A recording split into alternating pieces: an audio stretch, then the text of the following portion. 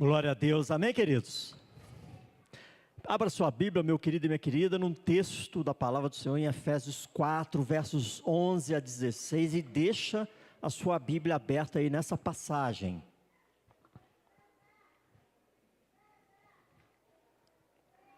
Nós vamos compartilhar uma porção da palavra do Senhor para a nossa edificação. Que você esteja atento ao que o Senhor quer dizer ao seu coração nessa noite. Queridos, essa carta aos Efésios é uma revelação extraordinária, uma revelação de Deus extraordinária sobre a igreja do Senhor.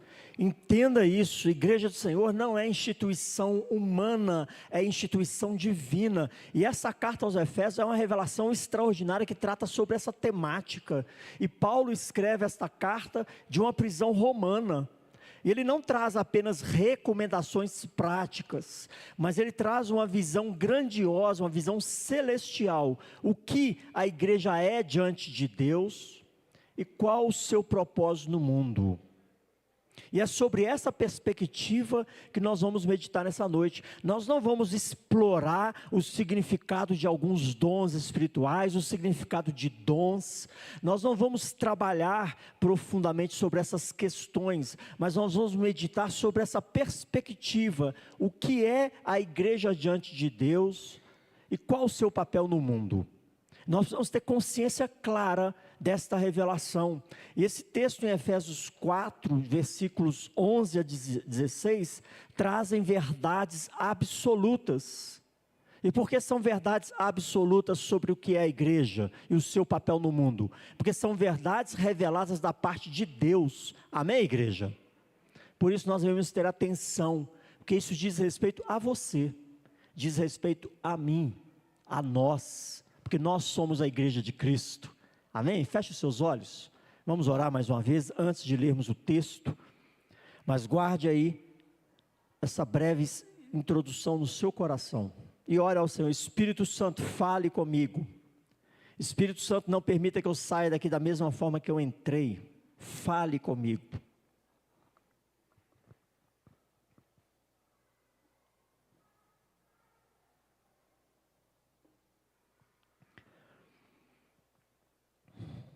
Pai, graças te damos pela tua palavra, que será lida, que será exposta. Graças te damos pela ação do teu Espírito Santo em nós e através de nós. Que seja o Senhor aplicando a mensagem que será, ó Pai, compartilhada nessa noite. Aplica esta mensagem em nossos corações. Não permita que haja entre nós distrações, inquietações, roubo da semente que será semeada. Anula, ó Pai, toda a ingerência do inimigo contra as nossas vidas. Dai-nos temor e tremor para ouvirmos a tua palavra e nos submetermos à sua vontade, que é boa, perfeita e agradável. Ser com cada vida que aqui se encontra, cada lar aqui representado, para que nós, como mensageiros de Cristo, como igreja de Cristo neste mundo, sejamos, ó Pai, testemunhas vivas do amor do Senhor, testemunhas vivas da vontade do Senhor e da ordem do Senhor em nós e através de nós, a começar em nossos lares, a começar em nosso trabalho, onde quer que estejamos, sejamos o corpo de Cristo, agindo e testemunhando para teu louvor e tua glória, em nome de Jesus, amém? Glória a Deus, queridos irmãos. Vamos fazer essa leitura de Efésios 4, versos 11 a 16, eu vou ler os versos ímpares, a igreja a uma só voz, com boa disposição, os versos pares, de 11 a 16, e ele mesmo concedeu uns para apóstolos, outros para profetas, e outros para evangelistas, e outros para pastores e mestres,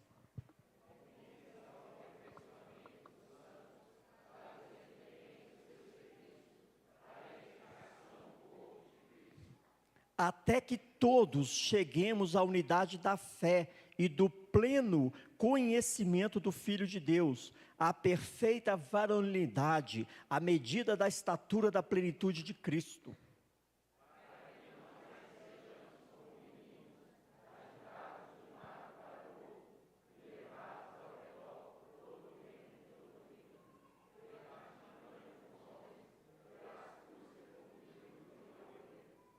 mas, seguindo a verdade em amor, cresçamos em tudo naquele que é a cabeça, Cristo.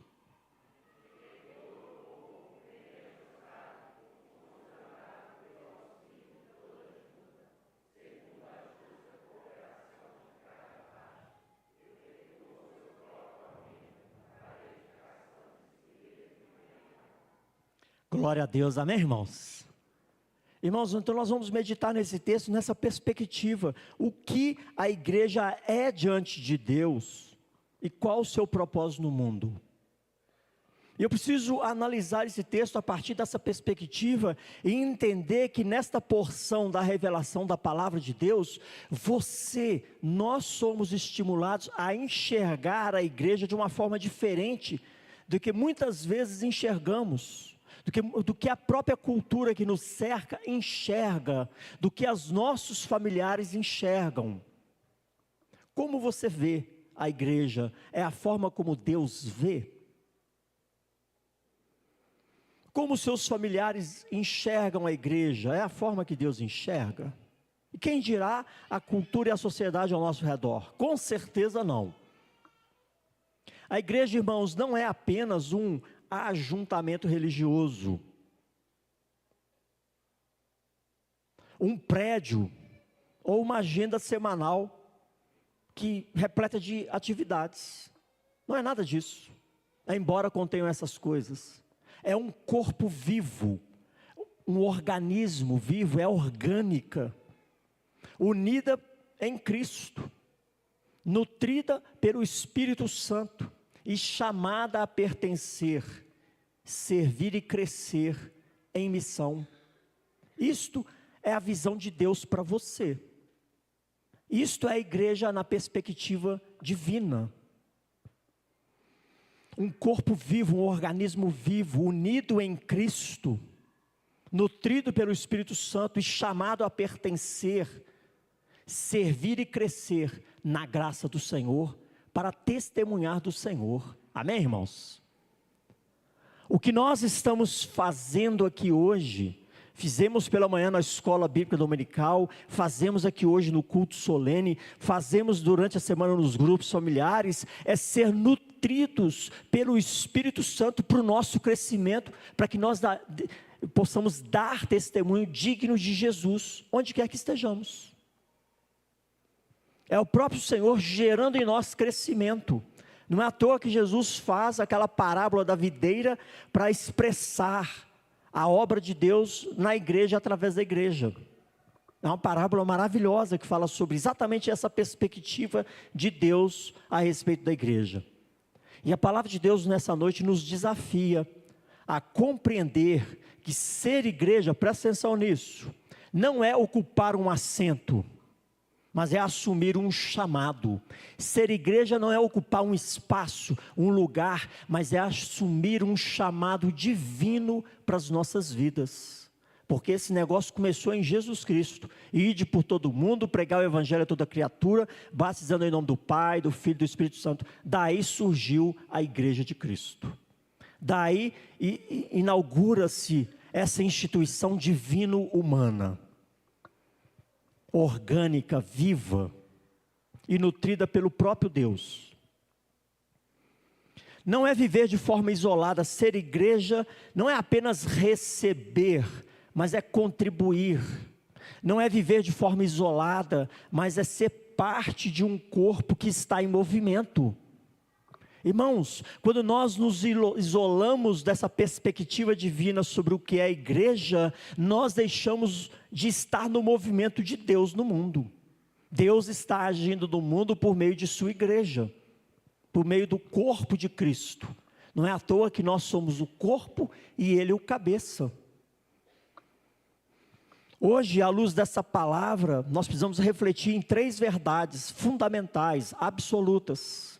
A igreja como lugar de pertencimento, a igreja como espaço de serviço, a igreja como um corpo que é enviado para testemunhar a respeito de Cristo no mundo.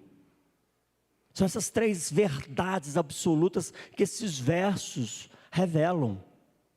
Não é só conceito, não é só significado de dons, de formas de trabalhar, mas essa verdade absoluta. E a partir dessa perspectiva do que é a igreja diante de Deus, qual o seu propósito no mundo, eu quero compartilhar com vocês a primeira verdade contida nesses versos.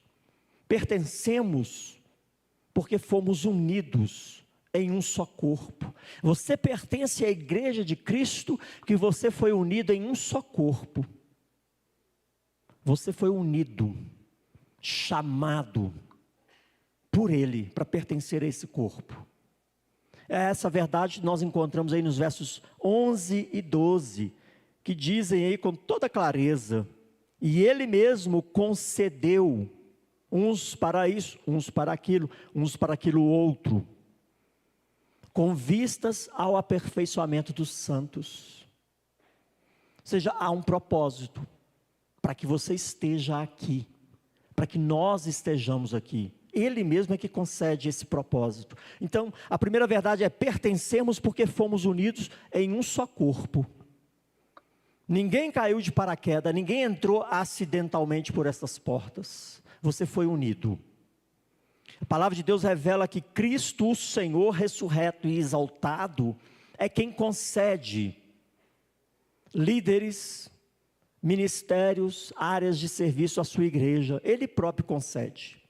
Ele chama e Ele designa. Esses dons ministeriais não foram dados para centralizar autoridade ou criar hierarquias de poder. Presta atenção nisso. Onde há hierarquia de poder em um ambiente que se diz corpo de Cristo, não é a igreja de Cristo.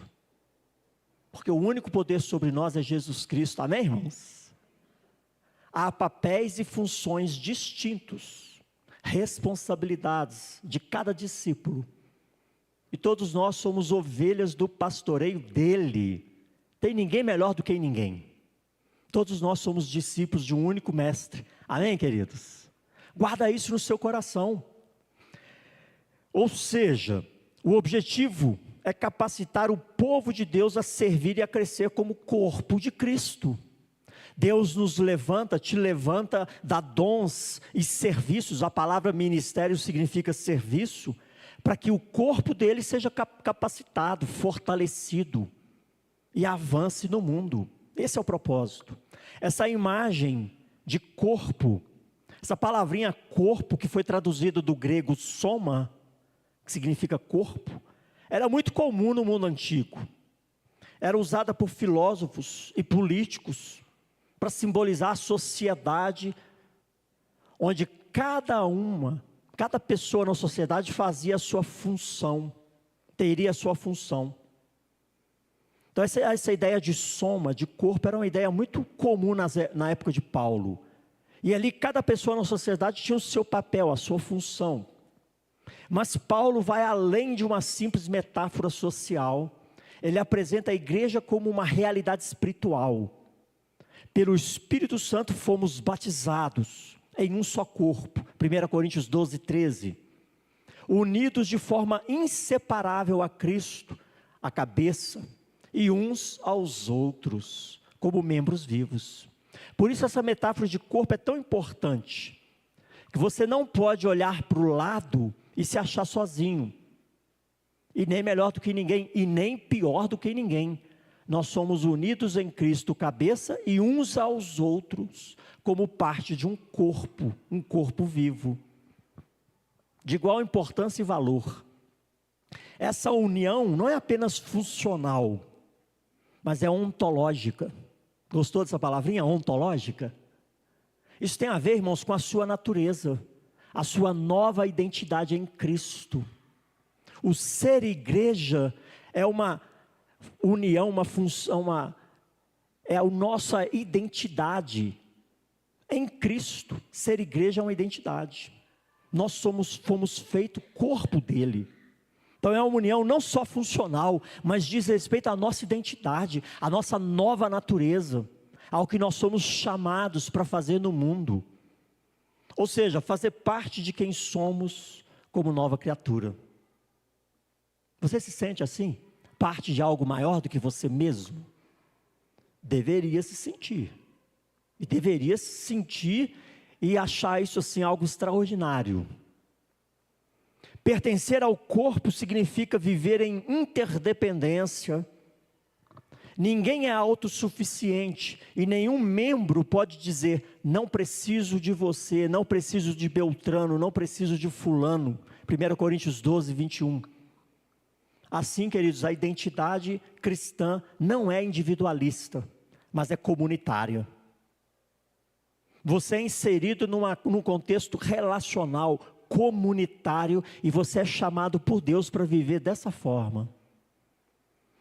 Nossa fé só floresce plenamente quando estamos enraizados na comunhão. Aí nossa fé floresce. Presta atenção nisso. Na igreja não somos espectadores, mas somos participantes ativos do corpo, unidos pela graça e pelo Espírito Santo. Amém, irmãos? Nós temos essa nova identidade, unidos pela graça e pelo Espírito Santo do Senhor. Por causa dessa primeira verdade, que diz que pertencemos porque fomos unidos em um só corpo, quero propor uma aplicação muito prática. Pertencer à igreja é viver em aliança com Deus e com irmãos e irmãs. Você tem uma aliança com Deus e comigo. Você tem uma aliança com Deus e com as pessoas que fazem parte dessa comunidade. Nós compartilhamos vida, nós compartilhamos fé e nós compartilhamos uma missão. Amém, queridos? Não há cristianismo saudável fora da comunhão do corpo, porque a vida espiritual não é um projeto solo, mas é um chamado à unidade em amor. Nós somos chamados à unidade em amor. E aí você precisa se perguntar, nós precisamos nos perguntar: tenho vivido como parte ativa do corpo de Cristo? Ou como uma pessoa isolada? Independente? Indiferente? Então essa é a primeira aplicação, queridos, diante dessa verdade. Pertencer à igreja é viver em aliança com os irmãos e as irmãs, compartilhando vida, fé e missão. Guarda essa aplicação no seu coração e reflita: eu estou no centro da vontade de Deus? É assim que Deus me enxerga quando Ele olha para mim? E com isso quero compartilhar a segunda verdade, que nós encontramos aqui nos versos 12 e 13. Paulo nos ensina que a razão de Cristo conceder dons à sua igreja é com vistas a quê? Ao aperfeiçoamento dos santos. Para que ninguém fique com dúvida, toda vez que a Bíblia fala de santos, ela se refere ao povo de Deus. Amém, igreja? Então, se eu perguntar quem é santo aí, levanta a mão. Você é santo? Você tem que entender a obra de Jesus. Se você não entende que você é um santo, um separado em Cristo, você ainda não entendeu o que você está fazendo aqui dentro. Então a Bíblia se refere a você como santo, como justo, porque foi a obra dele que nos justificou, que nos purificou, que nos santificou. Então olha só, servimos porque recebemos dons para edificação. Versos 12 e 13 trazem essa verdade claramente. Com vistas ao aperfeiçoamento dos santos, para o desempenho do serviço, para a edificação do corpo de Cristo. Até que ponto que nós devemos servir uns aos outros? Qual é a reta final? Até que ponto você deve servir ao seu irmão em Cristo? Até que todos cheguemos à medida da estatura da plenitude de Cristo. É um bom alvo, não é? É uma boa meta, sim ou não? É uma boa meta. Você pensar que você está cansado de servir a Deus, você olha para o irmãozinho e fala assim: não, aquele ali ainda precisa ser mais amadurecido, eu vou me dispor ao amadurecimento do meu irmão, da minha irmã. É para isso que nós estamos aqui, para mutuamente crescermos juntos, edificarmos uns aos outros, darmos suporte uns aos outros, para que todos cheguem à estatura da plenitude de Cristo. É um alvo inalcançável? Esse é o propósito de Deus para a sua família. Filho precisa crescer. Não pode ficar bebê e criança espiritual a vida toda, não. Precisa crescer. A estatura de Cristo, a plenitude de Cristo. Esse é o alvo. Para isso que nós estamos aqui, para nos estimularmos mutuamente a esse crescimento. Ou seja, os dons não têm um fim em si mesmos. Você entende isso? O seu dom não tem um fim em si mesmo, o propósito dele é me edificar. Olha que coisa interessante, há pouco nós estávamos louvando a Deus, não é mesmo? Deus sabe de todas as coisas, sabe colocar cada um no seu devido lugar, né? Se fosse eu cantando e ministrando louvor, não haveria edificação. Mas eram pessoas capacitadas para isso, amém, irmãos? Aí nós somos edificados. Mas não para por aí. O serviço é intencional. Eu coloco os dons a serviço para edificação, mas você, como discípulo de Cristo, está aberto para ser edificado? Esse é o outro lado da moeda. Enquanto alguém está sendo usado por Deus para te edificar, você está aberto para receber edificação como discípulo de Jesus? Ou está fazendo cara de paisagem? E aí não cresce, não amadurece e não aparece para a glória de Deus Pai. Entenderam? É intencional. Discípulo de Jesus vive uma vida de intencionalidade. E o meu foco é crescer e frutificar para a glória do meu Deus. Amém, irmãos? Se tem alguém servindo por meio dos dons, eu preciso receber essa edificação e crescer naquilo que eu preciso crescer. E será que é assim que nós lidamos uns com os outros? É com essa perspectiva divina? No momento do louvor, você está recebendo e crescendo em adoração? Ou você está alheio? Aí você não cresce em adoração, e aí depois você não consegue adorar a Deus na sua individualidade, porque você não foi exercitado por meio de dons de ministros de Cristo. Na hora que nós estamos na escola bíblica, você faz o seu para casa, estuda o material, e quando tem um mestre dando aula para você, você está colhendo a edificação promovida por Deus através daquele instrumento, ou você está ausente, alheio e faltoso?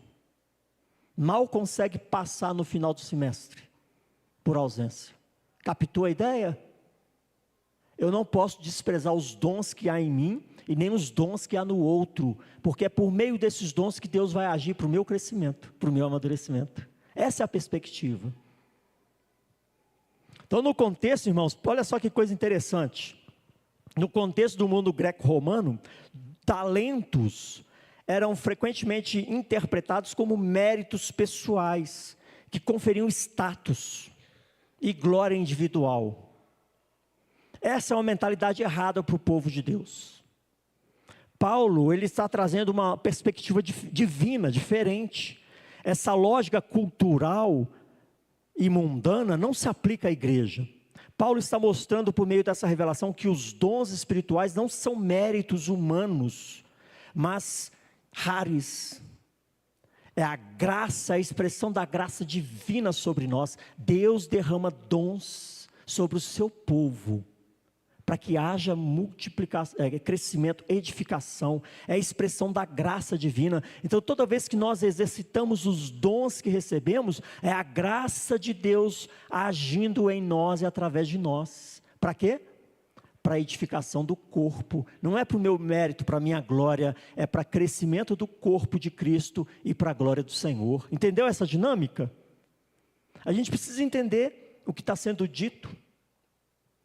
Ou seja, a expressão da graça divina está atuando em nosso meio.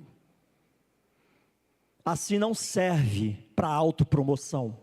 Quem toma para si essa glória, Deus resiste a ele. A glória é sempre do Senhor. Dons espirituais não servem para autopromoção de ninguém. Quem se deixa levar pela vaidade, pela arrogância, cai do cavalo. Os arrogantes, Deus resiste a cada um deles. Tudo isso é feito em amor e com humildade. Por isso que entre nós não há prateleira. Não tem melhor ou pior, somos todos servos. Esse negócio de falar assim, fulano está num patamar diferenciado, isso é uma besteira. O fulano é discípulo de Cristo, assim como qualquer um. O único que está no patamar diferenciado é Jesus Cristo, amém, igreja? Quando a gente desmerece o outro, ou quando a gente exalta um em detrimento de outro, é a mentalidade greco-romana, de status. Isso não serve para discípulos de Cristo. Nós somos todos servos, discípulos, e independente dos dons, cada um é usado por Deus para a minha edificação, para a nossa edificação. Essa é a perspectiva do Senhor sobre a igreja, sobre o envio, derramar de dons sobre as nossas vidas. E essa metáfora do corpo é crucial. Cada membro possui uma função única, e nenhum membro pode cumprir essa função sozinho. Ninguém pode cumprir a missão sozinho. É uma coletividade. 1 Coríntios 12, versículos 12 a 27, traz essa revelação divina maravilhosa. Somos um só corpo e devemos agir de forma harmoniosa, orgânica, para a glória do Senhor. Quando alguém guarda para si o dom recebido, o corpo sofre. Mas quando cada dom é colocado a serviço, a igreja se fortalece, o reino avança. Se você guarda os seus dons, a igreja sofre. Mas quando você exercita os seus dons, a igreja se fortalece, a igreja de Cristo se fortalece, o reino avança. Percebeu o propósito? Por que você foi chamado para essa comunidade, para essa comunhão? Presta atenção nisso. Os dons que Deus lhe deu não são um troféu para ser guardado, mas é uma ferramenta para servir. Amém? É uma ferramenta para servir. E esse serviço não é um serviço passivo. Tem gente que fala assim: dons é para servir, né, pastor? Não de forma passiva, é um serviço intencional, ativo, de ambos os lados, quem executa e quem recebe. Quem executa sabendo que eu estou aqui em Cristo, promovendo a edificação para que o meu irmão, a minha irmã seja edificado, o Senhor seja glorificado. Por outro lado, a sua mentalidade tem que ser: Senhor, me ajuda a crescer nessa área. Senhor, me capacite. Senhor, me fortaleça, recebendo o serviço do outro, como manifestação da graça divina por você. É assim que a gente enxerga? Pais, o serviço que é prestado às suas crianças agora lá embaixo, você recebe isso com gratidão e como ação de Deus a favor dos seus filhos? Viu como é que o negócio é profundo? É profundo isso. E a gente precisa acordar para a perspectiva divina. O que é a igreja diante dos olhos de Deus e qual o seu papel no mundo? E essas verdades falam sobre isso. E por causa dessa segunda verdade, que servimos porque recebemos dons para edificação, quero propor uma outra aplicação. Avalie a maneira como você tem usado os dons que Deus te deu. Avalie. Ou eu nem sequer estou usando. Eles são ferramentas, presta atenção nisso. Os dons, os talentos que Deus te dá, que Deus te capacita, são ferramentas para levantar o caído, para fortalecer o fraco, para ensinar a verdade, para testemunhar a Cristo. Amém, igreja? É para isso que Deus te capacitou com dons e talentos.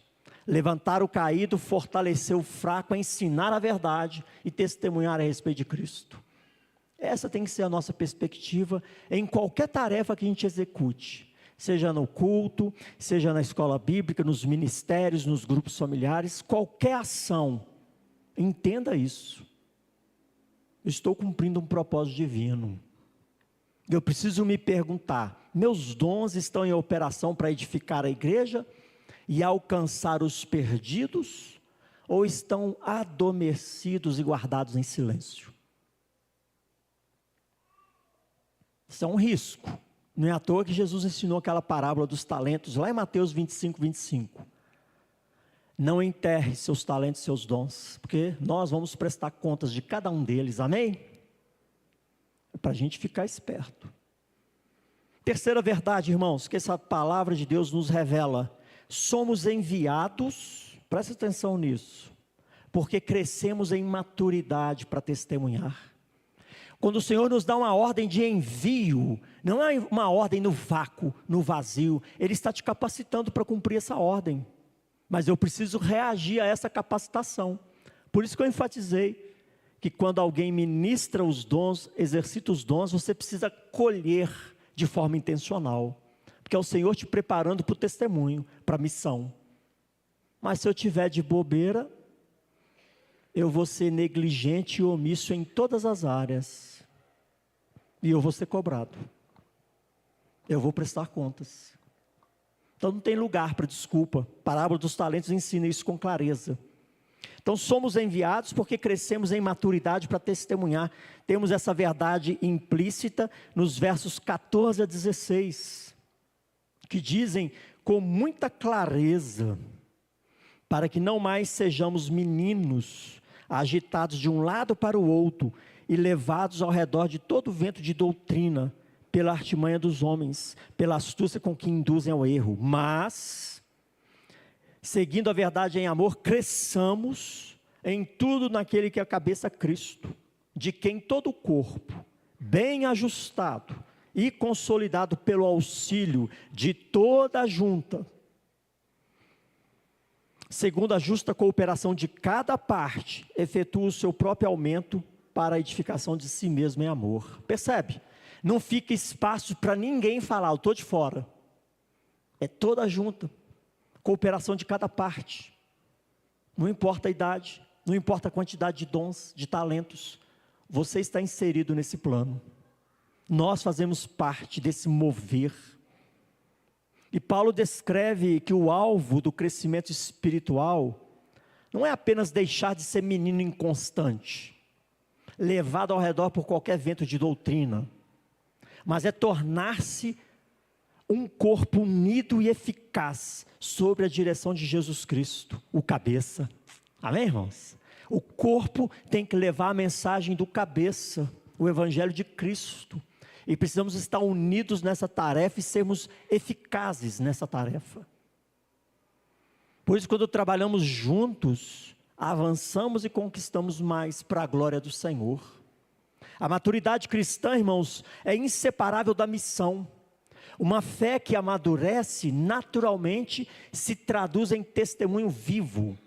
E esse testemunho, irmãos, não é só o testemunho interno, é o serviço que prestamos. Lá na igreja de Atos 2:42, por que a igreja conquistava a simpatia de todos? Porque o povo via a comunhão, a unidade, aquela hospitalidade mútua, aquele serviço mútuo, a mutualidade em ação, e falava assim, esse povo é diferente, eu quero fazer parte disso. É isso que vai demonstrar que de fato somos cristãos, que de fato Jesus Cristo é o nosso Senhor e Salvador. Por isso que a maturidade cristã é inseparável da missão. Quando eu de fato amadureço, eu sirvo. E se nós servimos juntos, a igreja avança. E Cristo é glorificado. Olha esse termo crescer, essa palavra que foi traduzida por crescer, do grego auxano, aponta não só para desenvolvimento interior, mas para um crescimento orgânico, corporativo ou comunitário, coletivo. Quando fala auxano, crescer, observe que o texto está falando que até que todos cheguem à estatura, não é alguns, são todos. Isso não é absurdo. Entre discípulos de Cristo, todos precisam crescer. Se não quer crescer, não é discípulo, simples assim. Há pouco eu estava falando na classe discipulado 1, a questão de Jesus ser Senhor é justamente isso, é obedecê-lo, é segui-lo. Se eu rejeito seguir, eu não sou discípulo, eu não sou servo. Por isso que diz aí, até que todos cheguemos, porque a expectativa do Pai é que todos caminhem num crescimento, numa maturação espiritual, e para isso Ele coloca suportes, cada um aqui é suporte um do outro para que haja crescimento.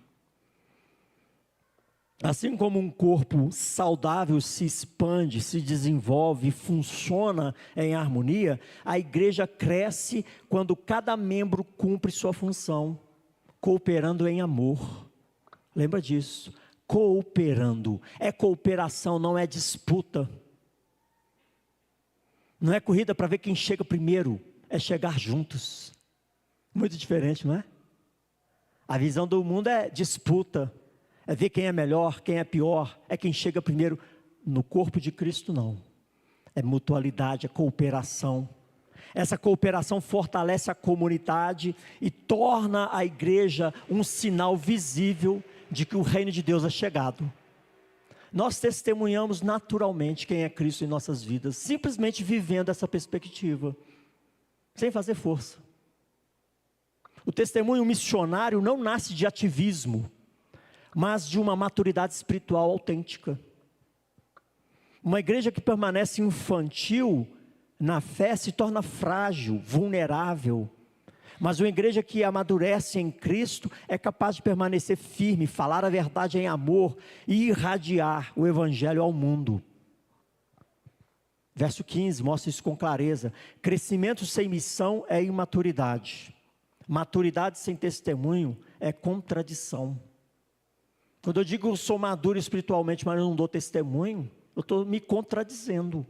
Que o testemunho é um desdobramento natural, orgânico, da minha maturação espiritual. Testemunho de caráter, testemunho de envolvimento, de vida na vida. Quero propor aqui uma aplicação muito prática. Queridos, o crescimento espiritual que Deus espera de você e de nós, não se limita ao seu benefício pessoal. Ele nos equipa para que, como corpo, sejamos testemunha fiel de Cristo no mundo. Traduza esse mundo na sua família, no seu trabalho, na sua escola, onde quer que você esteja. A gente fala no mundo, você pensa na China, né? Não, é aqui, gente. Onde você estiver é o seu mundo. É o seu mundo. A unidade, o amor, a verdade praticados na comunidade cristã é a prova concreta do Evangelho de Jesus Cristo. João 13:35. Como é que nós vamos testemunhar que Jesus é o nosso Senhor, que Deus está entre nós? Através da nossa unidade, do amor que há entre nós, através do serviço mútuo. É assim que testemunhamos que Deus está entre nós. Ou seja, crescer em Cristo é também aceitar o chamado de ser enviado por Cristo. Você é enviado. Todos nós somos enviados. Não importa a distância. Importa onde você está e o que você está testemunhando. Amém, igreja? Quero concluir essa mensagem dizendo o seguinte, guarda essa afirmação no seu coração. Meu querido e minha querida, a IPE, a igreja, não é apenas um ponto de chegada, mas é uma plataforma de envio. A igreja não é apenas um ponto de chegada, mas é uma plataforma de envio. Cada discípulo de Cristo é enviado ao mundo para ser sal e luz na terra, para ser testemunha viva. A igreja é um lugar onde pertencemos porque fomos feitos filhos de Deus. É o lugar onde servimos porque recebemos dons do Espírito. É o lugar de onde somos enviados porque participamos da missão divina no mundo. Por isso você é enviado. Então, pertencimento sem serviço gera estagnação. Serviço sem envio perde o propósito. Mas pertencimento, serviço e envio juntos tornam a igreja de Cristo um corpo vivo, em pleno movimento no mundo. Amém, irmãos? Quando a gente fala assim, o mover de Deus no mundo, entenda, é a igreja se movendo. Porque quando você se move em Cristo, é Deus se movendo através de você, através de nós. Ou seja, em síntese, a igreja só cumpre o seu chamado quando cada um de nós, equipados por Jesus Cristo, com dons diferentes, nos unimos no mesmo propósito, crescer na verdade em amor, até que todos reflitamos plenamente a estatura de Cristo. Amém, igreja? Tome isso como seu propósito pessoal, por você mesmo e pela pessoa que está do seu lado, pelo participante lá do seu GF, pelo participante da sua sala de escola bíblica dominical. Assuma o seu papel no corpo de Cristo. Quero deixar essa primeira aplicação para você. Assuma o seu papel no corpo de Cristo. Não seja apenas espectador, envolva-se na vida da igreja. Aproveite cada oportunidade para ser usado pelo Espírito Santo. Segunda aplicação, busque maturidade espiritual continuamente. O que é isso? Aí é uma coisa individual. Na prática estabeleça um plano pessoal de estudo, de meditação na palavra de Deus, de oração, para que você cresça no conhecimento e na graça do Senhor. Como é que eu serei uma ferramenta habilitada para toda boa obra se eu não conheço as Escrituras, se eu não me dedico à adoração pessoal, à devoção pessoal? Então busque maturidade espiritual continuamente. Terceira aplicação, fale a verdade em amor. O que tem a ver isso aqui com essa perspectiva divina para a igreja? Nós nos relacionamos, não é mesmo? A gente está sempre interagindo uns com os outros. Fale a verdade em amor. Nós somos chamados para ser discípulos de Cristo e não crentes carnais. E uma das coisas que mais revela a carnalidade do crente é a língua. Por isso, fale a verdade em amor. O crescimento do corpo depende de relacionamentos saudáveis. Não basta ter doutrina correta, entender corretamente. É necessário comunicar-se com graça, com respeito, corrigindo o outro e recebendo a correção do outro. Tudo isso em amor, porque isso faz parte da comunhão dos santos. Queridos, tem nada pior do que um crente sem noção, ou do que um crente que gosta de ferir com a língua. Isso aí põe por terra toda essa perspectiva divina. Então fale a verdade em amor. E última aplicação prática, seja um discípulo fiel, investindo no seu tempo, seus dons espirituais e seus bens materiais no reino de Deus. Quando nós trazemos dízimos e ofertas, quando nós nos entregamos ao serviço por meio de dons e talentos, quando nós investimos o nosso tempo pessoal no reino de Deus, nós estamos exercitando essa fidelidade ao Senhor. E se somos fiéis em todos esses aspectos, a igreja avança. Eu não tenho chamado para o Paquistão, graças a Deus, louvado seja o Senhor. Eu tenho outro chamado, mas o pastor Pedro tem. E se nós não formos fiéis nos dízimos e ofertas, como é que a gente envia? Entenderam aí? Simples, não é? Fidelidade, irmãos, com os dons, fidelidade com o tempo, fidelidade com os bens materiais. Assim a igreja vai avançar em todas as áreas. E que o Senhor nos capacite e nos desperte para que sejamos uma testemunha viva aqui e agora, em nome de Jesus. Amém?